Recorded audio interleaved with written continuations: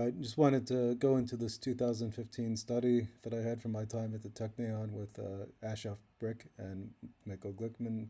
It's a really cool study on how the Parkinson's related phospho-serine 65 ubiquitin in the context of a polyubiquitin chain is actually causing problems in the cell.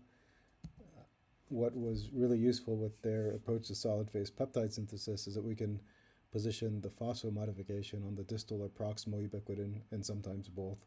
And then we contribute our assays with E1, E2, and deubiquitinases to understand what it's actually doing, and it turns out it's really inhibitory for the ubiquitin proteasome system. And with that, let's dive into the notebook. LM AI summary. All right, let's get straight into it.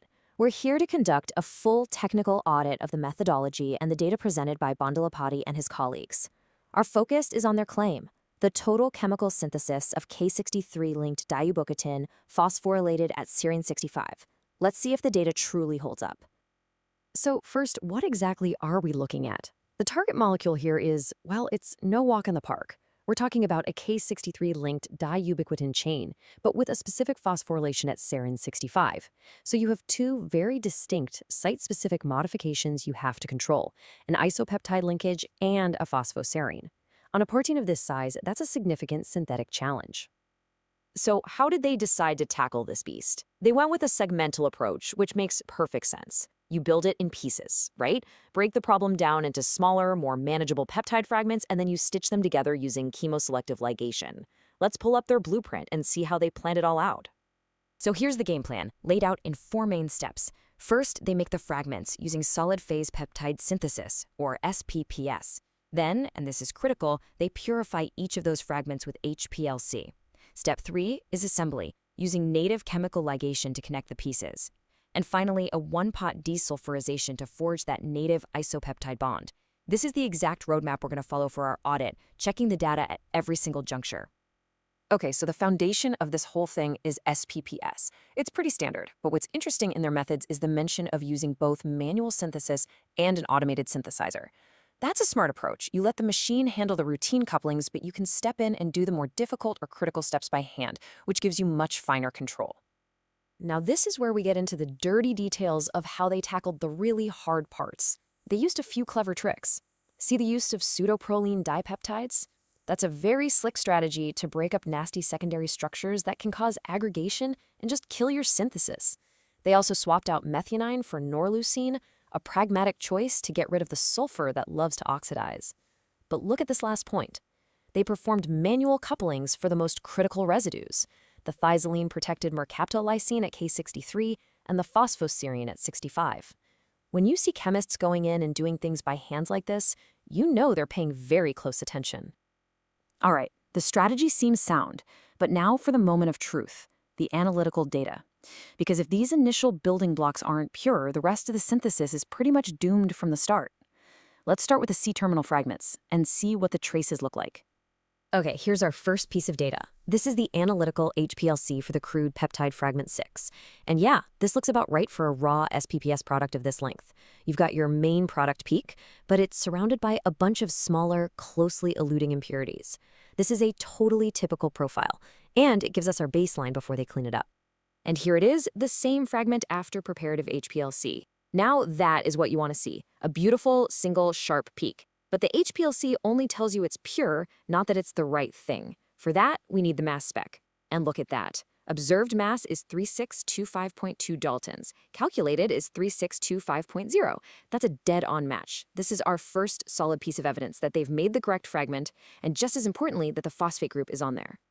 Let's move to a longer piece, fragment 8, which covers residues 47 to 76 and also has that phospho-serine.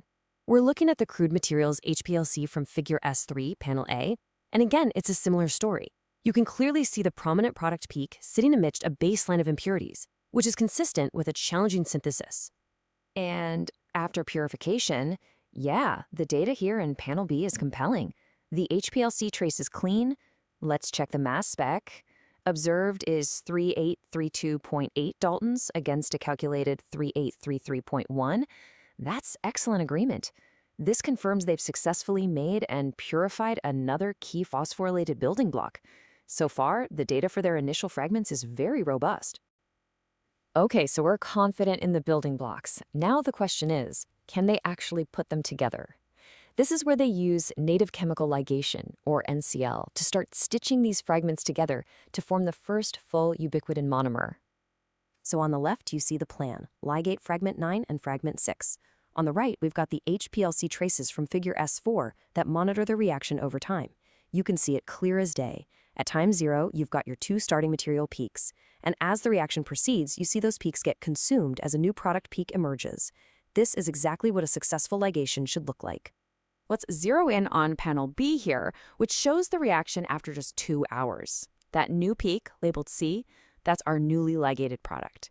The mass spectrometry confirms its identity, an observed mass of 8,703.7 daltons, which is in very close agreement with the calculated 8,702.9.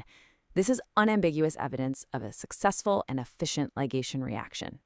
This slide shows the final monomeric building block, number 10, after the one-pot deprotection of the thiazolidine group at lysine 63. The final purified product in panel D shows a clean, single peak, with a confirmed mass of 8691.8 daltons. This represents the first complete phosphorylated ubiquitin monomer, all ready for the final assembly. All right, we've audited the fragments and the first monomer. Now for the grand finale. Let's look at the data for the most complex step of all, the ligation of 2 ubiquitin monomers to form the final target, the phosphorylated K63-linked diubiquitin, which they designate as compound 3. Okay, here we go. This HPLC trace from figure S6, panel A, shows the reaction mixture at time 0. That peak labeled A plus B represents the 2 starting materials co-eluting, the thiolysine-containing monomer 10 and the thioester-activated monomer 13. This is our before picture. Now check this out. After only 4 hours, the reaction has progressed significantly. We see a new, later eluting peak labeled D. That's the ligated diubiquitin intermediate. The mass spectrometry data validates this, with an observed mass of 17,330.6 daltons. That's consistent with the calculated mass for the thioether-linked dimer. The ligation worked. And here is the final validation. This is the purified product after the one-pot desulfurization, which is what converts that ligation junction into a native K63 isopeptide bond. The product is homogeneous, as shown by that single HPLC peak. The final observed mass is 17,234.9 daltons, perfectly consistent with the calculated mass of the final phosphorylated diubiquitin. The cumulative data here confirms the successful synthesis of the target molecule. To conclude this audit, let's just quickly summarize the key methodological findings based on the supporting data we've just reviewed.